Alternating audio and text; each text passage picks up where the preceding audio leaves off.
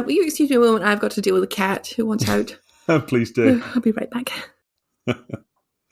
So Laura's now chasing the cat round, and it's knocked over 6 paint cans and crawling across the ceiling, and it's scared 2 Japanese men. It's not a taxi. Should we have a meeting? Oh, yeah. I'm ready when you guys are, yeah. Here we go.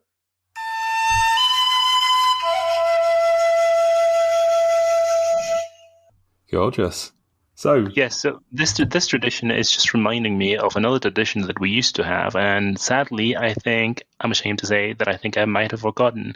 I've forgotten all the steps to our secret handshake. I think about that all the time. I don't think I could do it anymore. Oh, I could do it. I'll teach you all again. Oh, good.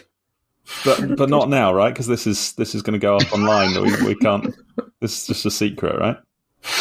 Although if we've got secret listeners, maybe they should all be able to do it, and then we could identify them if they come up to us and try and do it. Well, like a Masonic handshake. Yeah. Yeah. That's a good one. Yeah, we should post special instructions. Laura, you picked the Ugly Dachshund for us. Yes, for our I did. 100th film, you decided this was the one that we were going to have. Where did you come across this? We came so close to Moby Dick. So painfully close. Oh, dear. And I'm glad we didn't watch it. Yeah, I can't say I'm entirely... I couldn't wish this film away. What was your thought process? Well, I've seen it a few times now. Right. It's 100 years of Disney. It's our 100th episode. Oh, that's nice. Makes a bit of sense, right? I mean, I'm just trying to get trying to get a sense of the aura of the room. Well, I'm not giving anything away. You need to explain yourself, and then I'll tell you whether I liked it. It just felt like a big, colourful hug. I love it. It just, from the moment it comes on, I've got a big smile on my face. I just think, I'm so relaxed and happy. Sure, there's a little racism here and there. Maybe there's some gender problems. I don't know. I'm not an expert.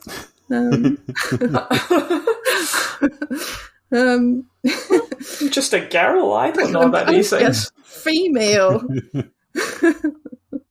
A conniving, evil female out to destroy my male counterpart. Great stuff. Yeah, I'm curious to know what you all think. Yeah, I love it, but I can see why I might be in trouble with some of you. Possibly all of you. Who wants to go next? Claire, what did you think? Other is rubbish. Oh. Yeah. I think you knew that was coming. We'll dig into that. Yeah, I did. Because we went through a very elaborate choosing process, I should say. I didn't just inflict it on you, as I normally do. I mean, I sort of did. But if you'll notice, I had some really good films in there. Critically acclaimed film. I do know that I would note that we didn't really know what we were voting on until it had finished. And we might have made different choices. Yeah, if I'd known this, I wouldn't have helped Fernando. Fernando, what did you think of this? Well, I did not think it was rubbish. I just thought it was meh. Well, with some good acting on part of the dogs, I thought, well, these dogs were well trained. Yeah. So those scenes were interesting to watch. Yes, that's my opinion. Yep. They played their part well without, overstating anything. I thought the dogs were. Solid performances. Yeah. Don't you just miss the days where you could spray a dog in the eyes with, paint? But now the animal rights activists won't let you do anything. I've been on a spree of watching these films, specifically with Dean Jones, who's the lead in this. They all involve animals, and the one I was just watching was called The $1 Million Duck. I had to stop watching it because within 5 minutes there's a chimp in a cage and they throw a duck into a swimming pool with a dog and just let the dog sort of try its best to murder the duck. Oh no. Wow. It's been a great time, though. I'm really enjoying myself. Yeah, if it turns out it's a good film, there's something in it, right? Didn't we talk about this before? The amount of animal cruelty that's acceptable is kind of more related to the quality of the film than it should be. Like, I was furious when I heard that a bunch of horses had died when they were making the Hobbit films. Whereas if it had been the Lord of the Rings, I might have been like, well, accidents happen, and at least they would, I'm sure they didn't mean for it to happen. Whereas the Hobbit is like, if one person like trod on a moth's wing or something, I'd be like, you bastards, what are you doing? Why did you have to make this stupid film? How did you feel about this one? I don't think they needed to spray paint in the dog's eye. No, I think... Yeah, what level of animal injury would you rate this film as? I think if they maybe like something like getting a cat to chase after a laser pointer to make it jump onto a carpet that will slide along the floor and knock over a bunch of bowling pins, and it will get a bit of a fright and you feel a bit bad about it, but it's funny. That kind of level of cruelty, I think, is justified for this film. How heavy are the bowling pins? Is it like Tipman bowling pins, or the little medium plastic ones that you get in Aldi? Somewhere between. Somewhere between. Okay. That's how good this film was. Wow, that's better than I thought it was. I found this quite enjoyable, and I would probably watch it again. Yeah. But I want to make it very clear that so this was a comedy film. All right. Yeah. Big comedy. Definite comedy. It was everything: film, comedy, romance, murder mystery. Was it a murder mystery? Well, crime thriller. I guess it was like Columbo, where you find out at the start who did it, right? Some of the comedy was not deliberate. Some of the comedy was definitely accidental, and I found it no less enjoyable as a result. I got quite a lot out of this, and I'm interested to discuss it with you all. Excellent. I think that's the best I could have hoped for. Yeah. Great. Yeah. And a big smile on your face and big warm hug. I've got warm Technicolor written here. Love Technicolor. Everything was brightly coloured and everyone was very attractive and there was lots of fun, lots of antics. High antic film. High antics. One sort of location they don't really leave. Yeah. It's their lovely little house, married couple, they have their separate little beds.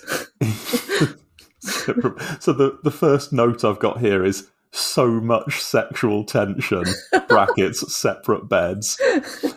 This film was actually a bit filthy. It was. Like how much sexual tension there was seemed excessive. I was going to say that, and I didn't want to be my usual, but this was, everything in here was about sex.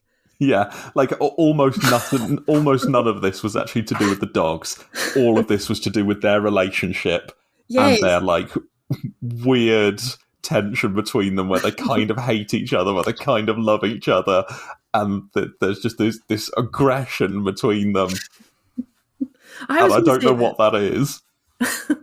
Because I didn't really pick up on it maybe the second time, but the third time I was like, this is a portrayal of two people who are close to the edge of their sanity. They're just always my second note is two people going a bit mad.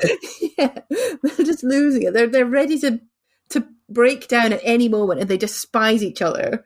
Yeah. And they're channeling all of their emotions about their marriage through their dogs. My third note is misdirected anger. I think we were on the same page for the first time ever in one of these films. Happened, yeah, there's some interesting symbolism here. We'll get into that, I suppose. Yeah, there was definitely a lot of symbolism. Yeah, this wasn't entirely a film about dogs. I think they might have meant it to be, but someone who was writing it let a lot of their own... Yeah, that's it, right? Like, I don't know if it was partly the actors, whether they like had a weird thing or something, or if it was the script writer was just like needed to get laid or something. There was just some real element of tension and frustration in there. Oh dear. I'm curious to know, so what did you think of the opening? I love the opening. It hooked me in the first time. Well, I'll tell you what hooked me in about the opening. We watched it on Disney Plus, and it came up with a content warning about, did it say racial insensitivity? And I practically got the popcorn at that point. I was like, this is going to be good, right? Let's see what they did in the 60s, what they thought was appropriate. I couldn't wait to find out what race it was going to be. And it didn't disappoint. I thought that the opening scene with the rush to the hospital was quite good. Yeah, maybe could you explain what happens? Right, so they it was just kind of good little misdirection, right?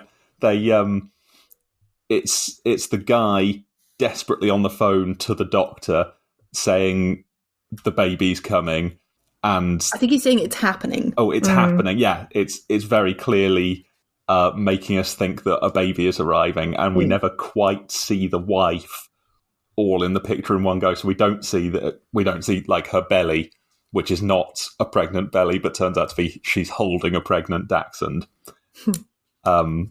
And yeah, that's quite a good reveal. I think I figured it out. You think you figured it out? Well, I'm trying to think back now. No, I figured it would be something like that, but I wasn't sure if she was like, is she holding the dachshund or is she giving birth to a dachshund? Like, what did you think was happening? I thought they were maybe on the list waiting to adopt a dachshund or something like that, and one had come. I can't remember now. Anyway, it doesn't matter. Yeah, it was a good little jokey bit, and yeah, introduced us to the haphazard way that they live their lives, where they're constantly tripping over things. And I liked his little bit with the phone. That was quite good. That was the funniest moment in the whole film. Yeah, that came early, didn't it? Yeah, I'm not sure I disagree with you. When he threaded it through his sleeve, that was a peak. You could have boiled this film down to a 10-second gif. Mm-hmm. Yeah. Dear, oh dear. The real giveaway was the separate beds, wasn't it? There's no way they're having a baby if they're sleeping in separate beds. Oh, yeah. Yeah. Well, this was more common back then, right? I think a lot of married couples had separate beds in the 60s. Yeah. Very strange. There's something in it. But yeah, like straight away, like they had to, of course they were in separate beds. Because they hate each other. Yeah, they despise each other. Yeah, but they don't. They're not quite expressing their passion. This contained desire, barely contained desire. I think that's they're trying to establish dominance. They can't be in love until they've established which one of them's the dominant one. Yes, that's exactly it. And I don't think they ever quite decided who was the dominant one. No, I think they reach an accord. But I mean, it's not resolved. There's still this insane, like to the last line of the film, there's this insane sexual tension that just won't stop. It's okay though, they're going to have a baby that'll fix the relationship. I was wondering about that, whether that was, because obviously I think that's meant to be implied with like the last line where they're like, he's like, we're just going to raise normal dogs. And she's like, among other things. And she looks down at his cock when she says that. Did you notice that? No. They're like sort of cuddled up on the sofa, and she glances down at his trousers and says, among other things. I wondered if that meant like cheeky wink, we'll raise a baby too, or if it was more like we're going to shag all the time as well. That was it. Like I'm going to make that thing raise, but I mean, surely they meant a baby. I think they had to, because it was Disney, and it's weird that you've got a married couple who don't have a baby. They never mention children, and they're clearly just raising their dogs as their children. Again, that's the whole thing. These mad people who don't really want to have dogs, and they've just got these dogs, and they're projecting everything onto these dogs. And like, he obviously wants to have a boy, and she obviously wants to have girls, and they want to just make them in their own image, and they're terrified of it turning out like the other because they hate the other one, even though they kind of love them. Oh. I have that note as well, like, that the dogs are extensions of themselves. They're projecting everything of themselves onto the... That's why he stops at one point. He's like, I'd love a big manly dog or something like that. It's like a real dog. Yeah. So he's Mark, isn't he? Yes. Yeah, I've got Mark equals Brutus. Yeah. That's one of my notes. Mm. Yeah, Mark and Fran. Oh. And yeah, I've got... So note number 4 here is puppies, a metaphor for ... children? Question mark. Yeah, there's something weird going on there. Yeah. There's a lot of cocks in this film. At one point she gives him a gold embossed bone as a birthday present. It's like, here's your masculinity, which is now forever tied to my dainty little Dachshund, who's given you your own dismembered penis. Oh, it's... Yes, and she had the Dachshund bring it to him. I can see why, and the way he reacted to it, he was furious. Oh, yeah. Like, that's not how you react to just a sort of slightly poor choice of present. That's how you react when someone's like insulted your manhood. Yeah. So, Claire, are you getting this? Are we barking up the wrong tree? Oh, what? Aye.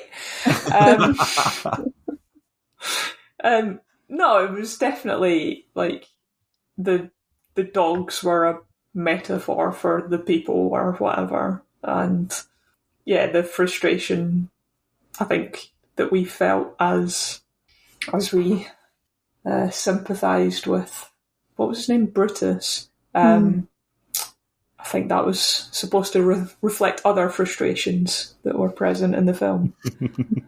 Yeah. Oh, I'm glad you're on board. Fernando, did you feel this was all just a massive wet dream of a film? I still don't see the sexual tension. That's why I was so surprised when he first mentioned sexual tension. But I do see the marital problems and them hating each other after being perhaps what is it that I want to say? Maybe disillusioned by finding out who the other person was once they got married. Yeah, that's good. Yeah, but yes, I guess I still did not get the sexual tension. But since you both so palpably felt it, then maybe it was there. Yeah. Well, did you notice her like flirting with him quite a bit? She was flirting with him? Yeah, she'd do a lot of sort of lovey-dovey eyes at him certain times. Maybe this is why I'm still single, because maybe people have been flirting with me and I've not. So, if you're with someone and you were planning to go out for dinner and they I was just going to say that. Well, actually, Fernando, why don't we stay home and do other things? Yes. Now that you mentioned that scene, yes, I do remember that, and yes, I got that impression. Yes, thank you for reminding me. Maybe yes, that was a moment of sexual tension. Yes. Yeah, maybe it just didn't it didn't hit home with you in the same way it did for Laura and me. But the thing is, because that doesn't happen, and something entirely different happens, maybe that's why I forgot about it. I was like, I guess I'll erase it from my mind. It's just horrible. Yeah, okay. Yeah, they never actually... I mean, they couldn't, obviously. It's a 1960s Disney film, but I feel like it might have resolved some things for them if they would just... No sex scene. Yeah, it's not the Flintstones. We're not going to see them in bed together. Yeah. Oh, in fact, that's part of this, right? They, as a children's film, it probably would have been seen as inappropriate for them to even be next to each other in a double bed, right? Mm-hmm. What? But they're adults and they're married. Yeah. Oh, there was some crazy rule in filmmaking where they couldn't show even a married couple in bed. One of them had to have their foot on the floor. Right. At all times. Oh, is this the Hays Code again? Or it probably is the Hays Code, isn't it? Or maybe that's just Code. certain... Hays Code. Or is that for certain ratings or something? Certainly, I know I think what Claire's alluding to, the first time that there was a US TV show in prime time showing a couple in bed together was the Flintstones. That's a good fact. Yeah, it's good, isn't it? I even though I remember watching the Flintstones, I don't remember anything about it. So it's good to know. It's good to know. Yeah. It's good to know. And it's maybe just because the Flintstones is so is a light-hearted cartoon and it's so not sexual that it was maybe seen as more acceptable. But yeah, that was a massive watershed moment for US TV. Pre-watershed moment. Pre-watershed moment, exactly. Hey, very good. I'm here all week. Thank you for that.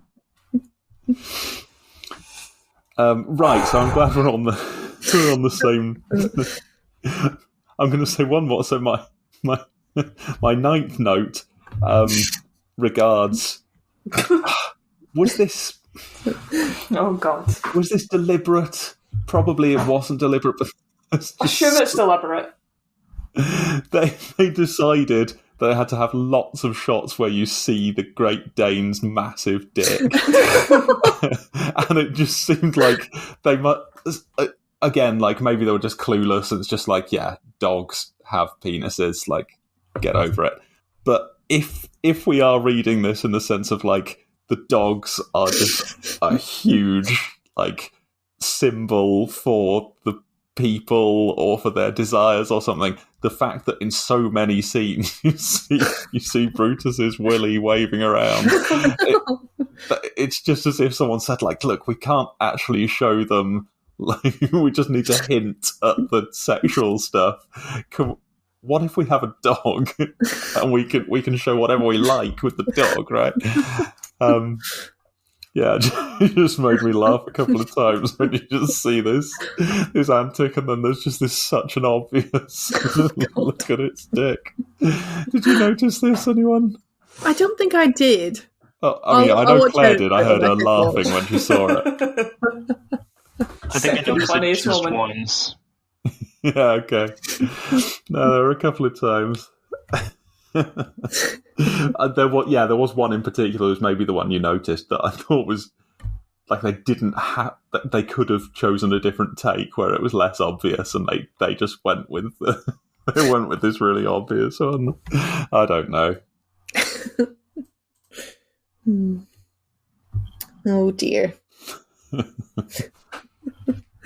Should we do symbolism? Or do you want to come to it later? I mean, the whole thing's symbolism, right? Yeah. Let's do symbolism. See if we've got anything else to say.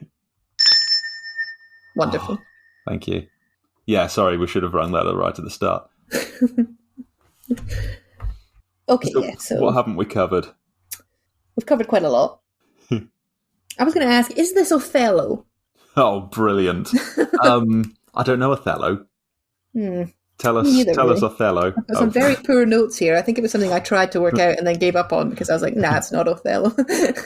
Oh well. So it's not Othello. We can say that for sure.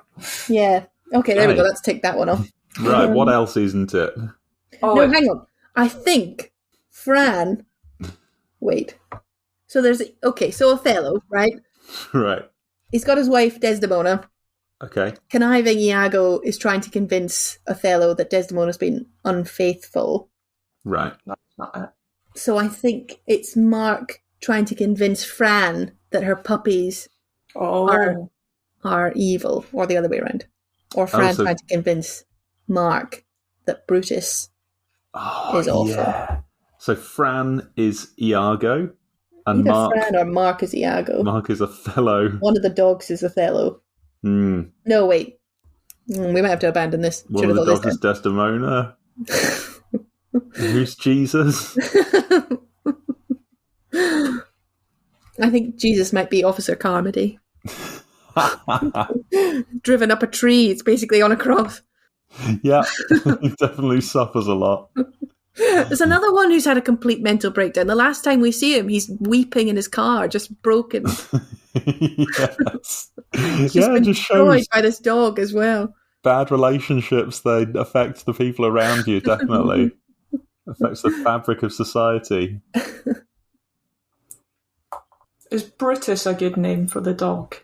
Is that related to... Oh, it's in Brutus. Oh, Brutus, who killed Julius Caesar. Yeah. Yeah. Brutus, who did what he thought was the right thing, but it wasn't always seen that way. Yeah. Oh, and then here's your Shakespeare link then. So yeah, Brutus is Mark Antony.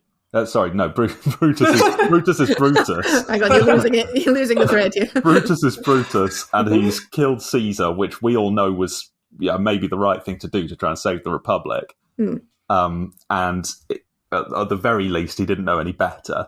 And then bloody Fran is Mark Antony on the steps of the Senate building, whipping up the crowd, putting out all of these subtle vibes that Brutus is an honourable man. Yeah, but Brutus is an honourable man, and does this whole reverse psychology trick on the crowd to make to turn them against him, to turn them against poor Brutus, who then comes back and is surprised to have everybody trying to kill him.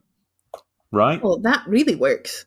Yeah, I think Chloe is Mark Antony. Who was Chloe? Oh, the mummy dog. No, that's Danka. Chloe's the favourite puppy. Oh, yeah.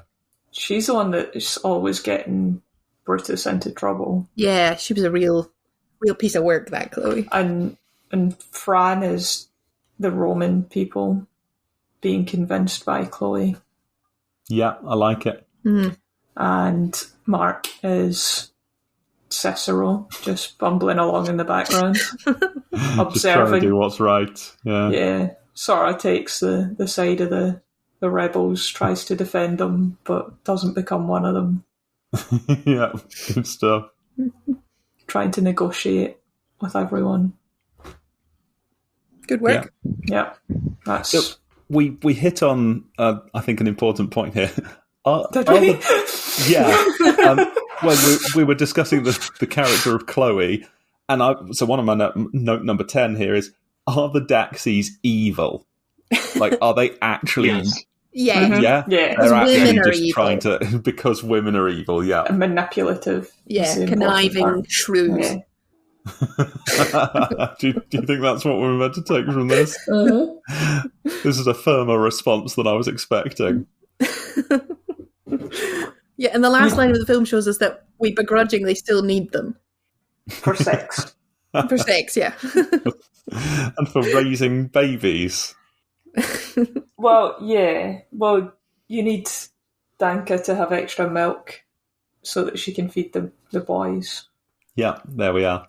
Yeah, oh, bloody hell, there's so much in that, right? That the only reason Brutus was even alive was because he'd been suckled by this mother dog. Oh my god, it's Moses in a basket. Yeah, that's his sister, isn't it? Oh, God. Who's Pharaoh? Fran. Oh, dear me. Oh, I can't work it out. I'm too sleep deprived. Fran's Pharaoh, Chloe is Ramesses. Right, so Brutus... No. I need to sleep. I don't my brain. Don't do this to me. It definitely links to this whole completely fucked up mess of just, this sort of bastard stepson of Chloe, of Danka. Ends up like practically in a like Doc Pruitt. Practically killing Chloe. Doc Pruitt's the Jews, and he's like the salvation at the end by Moses, Brutus, winning the dog show, parting the Red Sea. Yeah, he helps him out, doesn't he? He's leading him, isn't he? Yep. I think I liked how low stakes everything was. A lot of films like this, it would be like someone's going to lose their whole livelihood, or someone will lose their relationship or something. This was like someone might not win like the ribbon at the dog show, and a couple's marriage is at stake. Oh, I don't think. Well, I think they're doomed to repeat this forever. Yes. I think whatever happens next week, they'll be playing out the whole same argument about something else.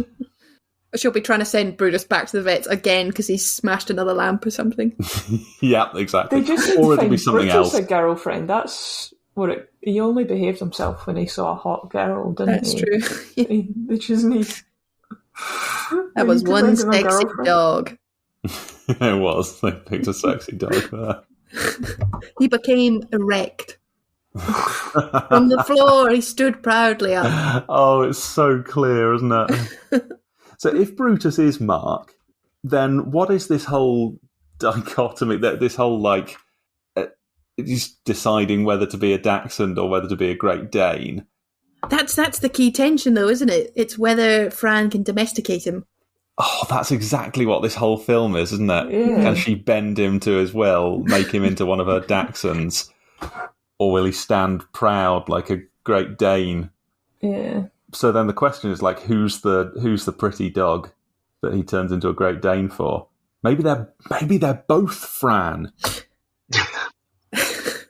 Fran's trying to domesticate him and take away his manhood, but at the same time, Fran's flirting outrageously with him. Fran just obviously loves him for who he is and is sexually obsessed with him as he is with her. And so I don't think she really wants to tame him in some way. I think they both love the game, right? Oh, they totally love the game. I think it's a test. If she can break him, then he's no good to her. Yes, the whole thing is a test. A subconscious one. All played out through this whole thing with these dogs. At one point, he asks her to pose with the Dachshund as a mother and baby. Oh, yeah. Oh, I mean, this is just written all over it, isn't it? I can't believe it's taken us. It's so Oedipal, isn't it? Yeah, totally. Yeah, there's definitely stuff to do with the mother and. So this was a basically understood in the 60s, wasn't it? That part of the role of a wife was to tame her husband. That was you take this wild, manly man and you tame him into a domesticated middle class man. Yeah, Yes. I think there's something in that. Yeah, that's But the man has to assert his self out of the home. Yeah, and he's still got to be served by the woman. Yes. He's still got to dominate, but be broken somehow. Interesting. It's I interesting think that he's he's an still got artist to make the who works decisions, from home. right? Yeah. But they have to be. That's funny. Yeah. Yeah, was that just a plot device just to make sure that they're both Just to keep at him home around in the all house the all the time? I mean, Yeah, that be a can't help software as well. engineer. Both home all the time. Oh, No wonder they only express themselves through their dogs, or you'd go mad. Can't have a petty squabble over every tiny thing that the other person does, even though they clearly want to. oh dear. And he only paints dogs? What kind of work is he getting? Seemed like it. What, he was doing covers of magazines or something?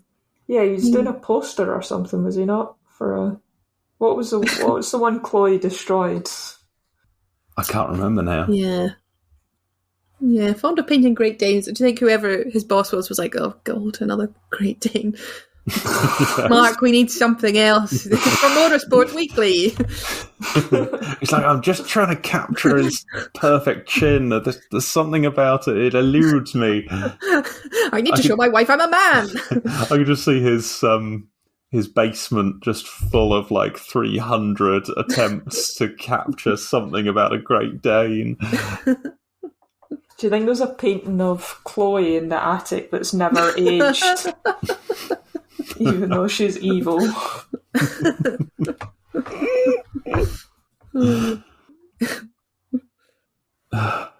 God, it's a really blank canvas. You could twist a lot of literary works onto it.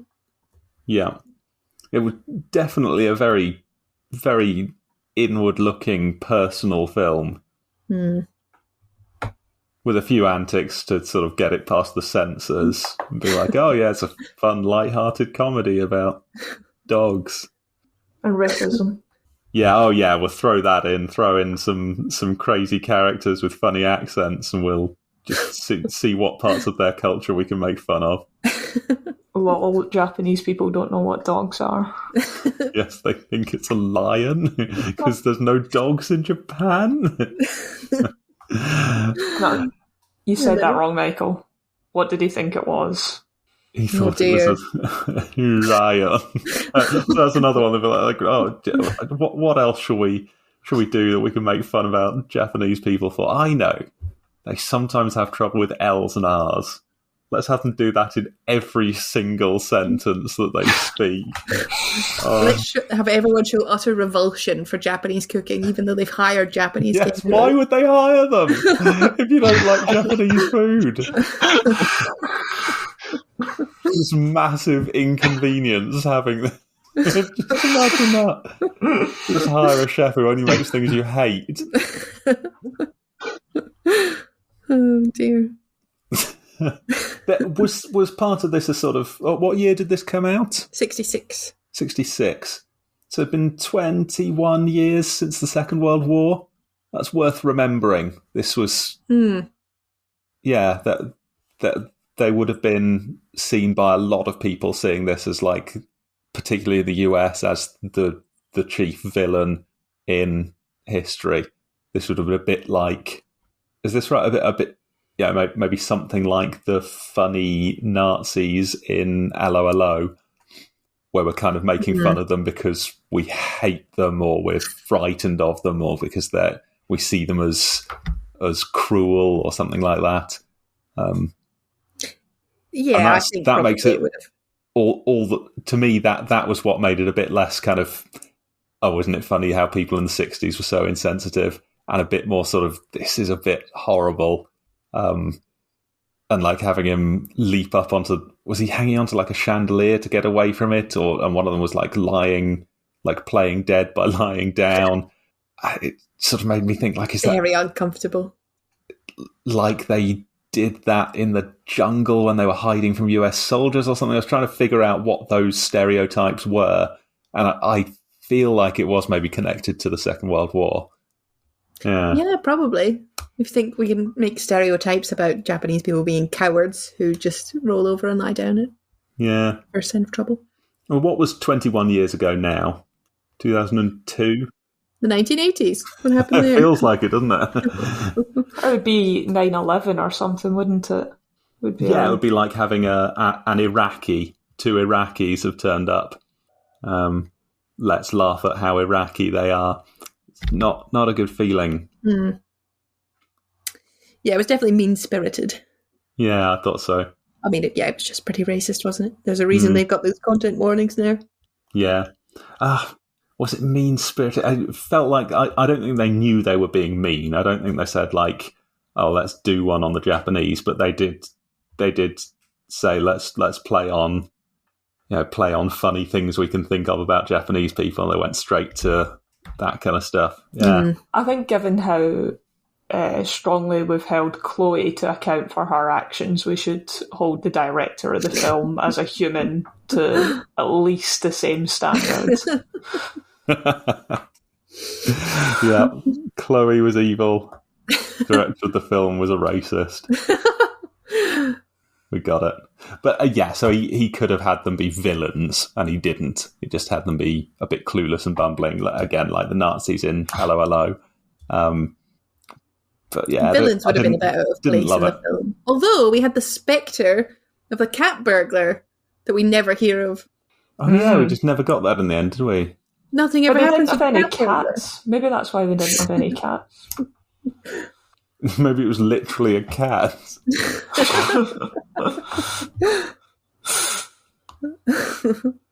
We never. Their house might have been burgled. They had so much stuff they never would have known. Yeah, that's true. No, they would have been safe though, because Brutus was on it. Yeah. Yeah, that's true. He'd have saved them. They kept shutting him out in the garage. Yeah, that's not good. Well, he could get out of that garage whenever he wanted. I couldn't believe he thought that would keep the dog in. Yeah, what did he do? He closed the garage door but put a shovel under it so that it wouldn't close all the way. Oh, yeah. But he could a simple tap would have opened that door. Yeah. Yeah, it was hopeless. Did he think the garage would run out of air if he didn't lock it? Again, he was letting his wild side free, wasn't he? I think they just didn't know anything about dogs, and they clearly shouldn't own dogs because they were bad dog owners. I think for the story to progress, he needed to be able to open the door, so they had to create a situation that would allow the door to open. That is very generous that you said the story progressed. The film had to keep playing, is what you mean. Yeah. No, I think that's all part of the symbolism, right? Like, men get married and they make commitments and things, but there's always that little shovel in the garage door, isn't there? That old saying. Oh, let the beast run wild. I think you just coined an idiom. Yeah, what's your shovel in the garage door, Michael? Yeah, well, if I told you that, you know. Oh dear. So I've got a few more minor things. Did you notice? So some of the comical, the ridiculous, like, I want to say action sequences, like the everything going wrong sequences where the Daxies are ruining everything. There was the one bit where, like, Brutus kind of got under the fence and ran around during the party. And really what he did was, like, run backwards and forwards 2 or 3 times. And if people had just left him to it, there would have been no trouble at all. But it was just everyone completely lost their minds, started jumping into lakes and pushing each other over, like leaping on top of things. It's every man for themselves. When there's a lion bounding around us. I guess I'd better jump directly onto this really, really long table and knock everything off it. There was one bit when it gets into the room. There's, I think Mark is there with a load of other people. And there's, like, the dog runs in, and Mark just, like, shoves this woman really hard onto a bed. And I thought, like, there's just even more bizarre sexual tension here. Like, you didn't need to do that. It reminded me of the bit in... Claire noticed this. We were watching a couple of years ago, The Dark Knight Rises, and there's this one sequence where there's a bunch of baddies, and Catwoman comes in and does this little martial arts bit where she, like, hops onto one arm and kicks one of them and kicks the other one and then punches 2 of them in the face, like doing backflips and somersaults and stuff. But if you watch it, there's one guy that she doesn't go anywhere near and he just falls over. And I don't know how it got through. And it just... And it felt a bit like that, a bit like just... The director just said, yes, and now chaos ensues and everything goes wrong. And so just a dog runs past and people start punching each other and pushing each other onto beds and jumping in rivers and things. Yeah, so... Which also made me think about... drug addiction. Right. So, look, whenever we talk about all this stuff, look, Laura brings up the point that most of the problems with drug addiction are not actually a problem with the drugs or even with the behaviour of the addict. The problem is with the reaction of society. And this very much occurred to me with Brutus here. Brutus was pretty innocent, but he wasn't behaving how society was expecting him to behave and demanding that he behaves.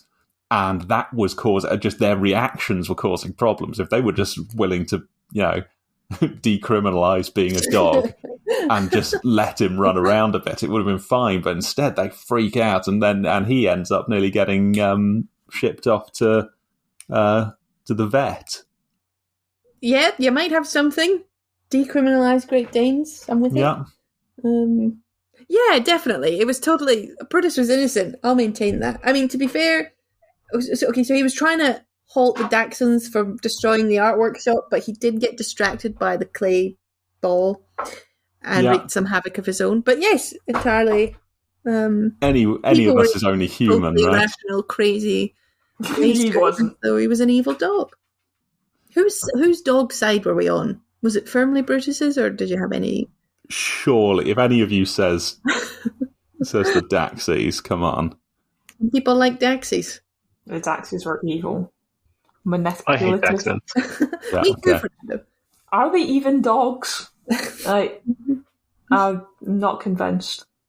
They're more like rotten sausages. Yeah. Yeah, that's for sure. They're pretty cute, though. Yeah, they were pretty cute in the film. Only Slinky. He's a good Daxie. Yeah, he's good. I see him as more of a spring, though. More of a spring than a Dachshund. I think with that I got through all my notes. I think I have as well. Didn't have that much to say. Well, there was a lot to say, to be fair. I didn't think there would be, but... Yeah, I'm glad you're on the same page. It doesn't happen often. What am I meant to say? Fernando, any more notes before we do the games? Well, perhaps my only note was I like the dog's acting, but that I did say in the beginning, so no, that was my only note. Why didn't you like it as much? Like, what were your highlights, and what were your lowlights? Well, my highlights definitely were all the tricks that dogs did. I was like, I cannot believe that dogs can do this. But they did. Good. What else? What else did I like? Even though it was racist, I actually did like the inclusion of Japanese people because I like Japan. So whenever they are included, I'm cool with it. Except they were included for the wrong reasons. But I like Japan. Nice. What else? And that was it. I guess. Let's remember that I did not hate the movie. I just did not find it remarkable. So that's fair. I mean, I'm willing to say that it was funny at times. A fine film. Yes. A fine film. A fine film. Fine. Yes, they should have included that at the end. Fine. Yeah, as fine as Cinema Paradiso. Yeah. Did you prefer Fran or Mark? Oh, come on, Mark. I loved Fran. I thought she was great. Well, I did love Fran, but she was... Mark was clearly in the right in all of their arguments. I'd say apart from the birthday presents one, where he was being completely unreasonable. Oh, yeah, he completely flew off the handle. Absolutely ridiculous. Which is why he needed to be tamed by Fran. Yeah. Well, she wasn't helping herself. Oh, it's her fault, is it? Well, a little bit. Right, how was this film related to In the Wake of the Bounty? Oh, dear. Oh, God, I have to cast my mind back to In the Wake of the Bounty. Well, I mean... the finer points of acting perhaps lost it, but there was a lot of sexual tension between Fletcher Christian and William Bligh, right? Yes. Mark was mutinying against Fran. Oh yeah, she was clearly in charge of the house. Goddamn breadfruits that she's obsessed with. Yeah. Yeah, she's care about the breadfruits. The ribbons are the breadfruit. The ribbons are the breadfruit. Well, or the Dachshunds are the breadfruit. Not content with just one. She needs a whole cabin full of them. And he just wants to have sex with his beautiful Tahitian wife. Yeah. Was it all a metaphor for the downfall of the British Empire? Well, all films are, in a way. I suppose that's true. All the ones made in America are. Yeah. Oh, the Japanese are really the British. Oh, yeah. Who used to be the big threat and now they're just laughable. Nobody likes their food. Yeah. Well done, us. What the heck is steak and kidney pie? That was an American accent. Oh, I thought was that just generic American accent? Yeah. Do Michael Caine. It always comes back to Michael Caine. Or Sean Connery. Listen, I don't want you buying any more bloody Dachshunds. It always goes back to Batman as well, doesn't it? When I was in Burma, there was a man walking around and he had a ruby the size of a tangerine. Sorry. That's good. I think we should aim to add more and more accents to our repertoire every single word. We should, shouldn't we? I do a pretty good JFK. I won't do it now, but I'll drop that in at some point. Nice. Yeah. You're welcome. Any other games we play? We cast ourselves. Oh God, we're not doing that. No way. We might get divorced if we do that. Why? Who would you cast me as? Which one? Do you want the deeply embittered man who regrets all of his life choices and hates his wife? Or the shrew who's always trying to bring about his downfall? Who are also kind of the perfect couple. I'm the guy at the party who just sits next to the buffet table and gets drunk. Yeah, I felt that. Yeah, again, he had the plot motivation of Winnie the Pooh, didn't he? He just wanted to have something to eat and a nice drink. Oh, hang on. So sorry to interrupt this game for another more important game. We were doing Spirit Dogs the other day, weren't we? Oh yeah, good point. And I bring this up because delightfully we decided that I would be a golden retriever, which is I didn't even say that myself. Someone else said that. I was like, brilliant. That's the best dog. Exactly the dog I want to be. And I think we decided that Claire would be a Springer Spaniel, which I think is also quite flattering. That's but appropriate. And we couldn't decide. Yeah, we couldn't decide what Laura is. And I've got the answer. Laura, you are an Old English sheepdog. Oh.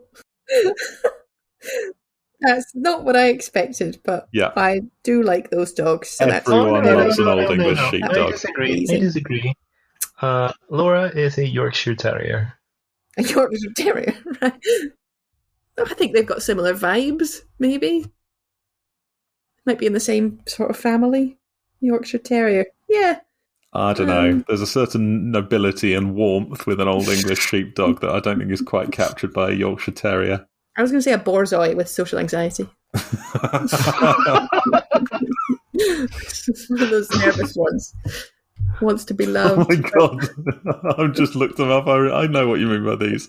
Oh, the weird shaped ones, yeah. Oh, that's sweet. Any final thoughts? Thank you all for watching it. Thank you for picking it. And don't worry, there's plenty more of these types of films to come. Yeah, I can't wait for that darn cat. I was just going to say. Exclamation mark. Also starring Dean Jones. I loved his plastic-looking face. You just don't get that these days. He looks like he's made out of wax. I love it. Yeah. He and Suzanne Pleshette, a.k.a. Fran, are also starring in Blackbeard's Ghost. So I look forward to that one. They're in Blackbeard's Ghost? They're both the principal leads in Blackbeard's Ghost. Yeah, it's great. Wow, I saw a bit of Blackbeard's Ghost once on TV. I was like, this is brilliant. Oh, it's great. I just watched it the other night. Oh, Peter Ustinov in it. Can't wait. So much fun to come. They're the Tom Hanks and Meg Ryan of their day. Let me say the sexual chemistry is still sizzling in Blackbeard's Ghost. Smouldering. Right, I'm going to play the music now, I think. Great. We're degenerating fast. Thanks, guys.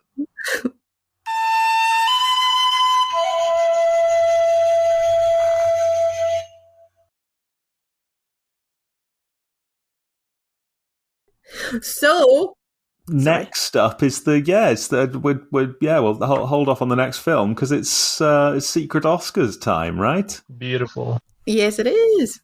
How exciting.